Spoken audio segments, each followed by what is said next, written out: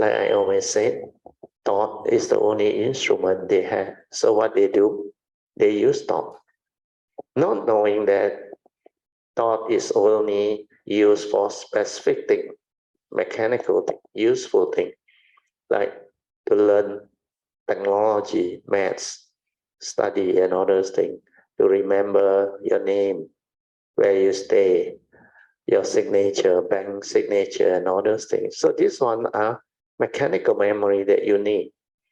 But when they come to psychological memory, involving mental intention, mental states, like thought that trigger of fear, worry, anxiety, sorrow, lamentation leading to suffering. These are psychological memory. This one you cannot use thought. You use thought, you are doomed. So the only instrument that human being understood was thought. So they start with thought. They use it to meditate. They think they can develop the wisdom, the enlightenment, because they lack the understanding. Like I said just now, thought is limited. We are going to meditate to realize the Dhamma which is beyond thought, beyond time. So if this instrument is limited, then how can you develop the enlightenment? You understand? Huh? You cannot use thought. That's why this one will fail. Then what do you use? Most human beings don't have the understanding unless you understand the teaching, the Dhamma.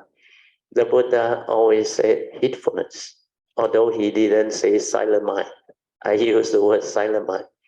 But he used the word sati, awareness, sati, which is mindfulness or awareness.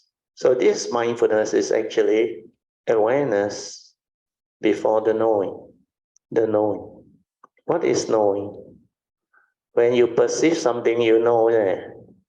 And this is the aggregate of mind. So if you have sati, mindfulness, then you are aware without thought, before the knowing or without thought, means silent mind. When you understand this, then you know to meditate, you need sati. That's why he said you have to be heedful. Dhammapada verse 21. Heedfulness is the path to the deathless. The heedful never die. Whereas heedlessness is the path to the dead. The heedless are as if dead. So when you understand that, we have to ask ourselves, what is heedfulness? Heedfulness, according to the Buddha, is Dhammapada verse 23. Because the moment you are heedful, you never die. You are destined for enlightenment. So under Dhammapada verse 23, the Buddha said, the constantly meditative, ever mindful, and steadfast one, they will realize the enlightenment, which is Nibbana. So to be heedful, you have to be ever mindful, constantly meditative, plus constantly meditative. That's why you need to train your mind to be mindful, to be aware, then stabilize it to be ever mindful, then use it to meditate. That's why from sati, you develop the meditation. This is correct. This is wrong. Do you understand? Okay? So to meditate is to silence your mind, to develop awareness, so that you have the ability to be aware. Because man can only do one thing at a time, like I said just now. Either you are aware within the moment to observe, to insight into phenomena, to awaken or to understand, or you are thinking. Thinking means what? Lost in thought, preoccupied with the thought process, the emotion, the reaction, the chattering, the comment. That's why this mind that is untrained is heedless, think a lot. They have a lot of issue inside there. They think a lot, they fear, they worry, there's anxiety. Then they analyze. They, in the name of investigation, they reason, right and wrong, duality, everything they create. So when you are busy thinking, worrying, planning, and doing all those mental proliferation, how can you pay attention? How can you understand what is going on? That's why what you see through memory, you recall, you create that perception according to your memory, which is not wisdom. Right and wrong according to you, like and dislike according to you, pleasant, unpleasant according to you. That's how you become what you are. So unless you understand this, you will continue to do thought-based meditation, which lead you nowhere. You cannot realize the Dhamma, which is beyond thought, beyond time. That's why you have to start from here. With this understanding, now you go back to the notes, you will understand. I read the notes again. So the first sentence is what? If we do not use this mundane mind, means this thinking, then there is no thought in it. True enough. Then what happened? The silent mind will be there, isn't it? The silent mind that is aware is your meditative mind. That is your true mind. That's why meditation is to relax, maintain awareness, and realize that silent, the true mind, which is capable of awakening. We are only that silent mind, which is awareness itself, sati, that can insight into phenomena and awaken. No matter how much you think, it ends up as knowledge. Your thought, the instrument of thinking is thought. And thought is limited, cannot go beyond its own limitation. So how can thought realize a wisdom which is beyond thought, beyond mind? You can't. That's why the first sentence is very beautiful. And the Buddha said, mind is a forerunner of all things. Mind is chief. Where mind arises, all things arise. So this is referring to living. Mundane mind existed. That's why Dhammapada verse 1 and 2 is for living.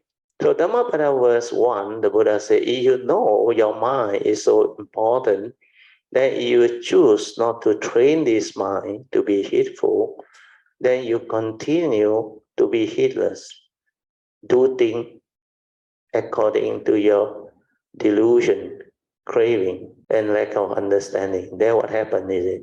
Then you will act, speak, and think with a heedless mind, deludedly. That has the evil roots of greed, hatred, and delusion. He said, if you do that, suffering will follow you, like the wheel that follow the hoof of the cart. Now you understand. So he said, your life, you choose what type of life you want. You choose to be heedless. When karmic hit back, when you suffer, don't blame anybody but yourself.